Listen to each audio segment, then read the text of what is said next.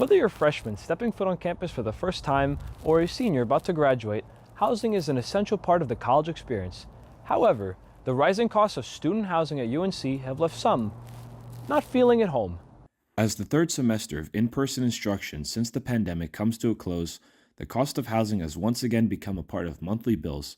But why are those costs rising? Students, probably are like, wow, you didn't do anything in this building, but a new roof costs, $5 million. That was Rick Bradley, the Director of Administrative Services at UNC Housing. He explained that the department receives no tax funding or donations and that its earnings fall solely on student costs. In other words, student rent makes up $58 million of UNC Housing's $62 million income. Don't have the opportunity to have these conversations with family members or students that may have a real financial hardship.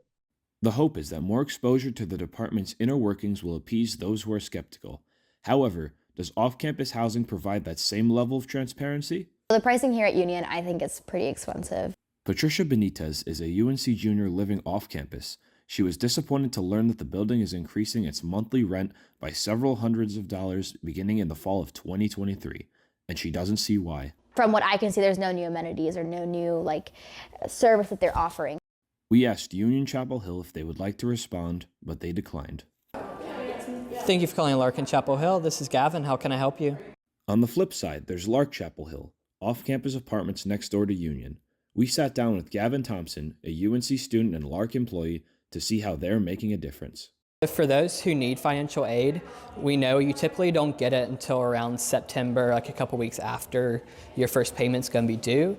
So what we do is we kind of push back your first payment until you're going to receive your financial aid. He believes everyone deserves a welcoming and equitable community. Typically people in our community, they don't look at oh, you're this race, you're this gender. They just come down and we all just hang out.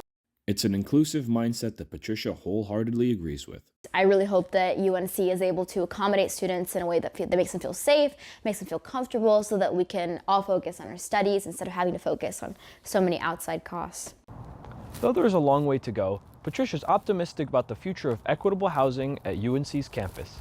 In Chapel Hill, I'm Christian Ciocoiu.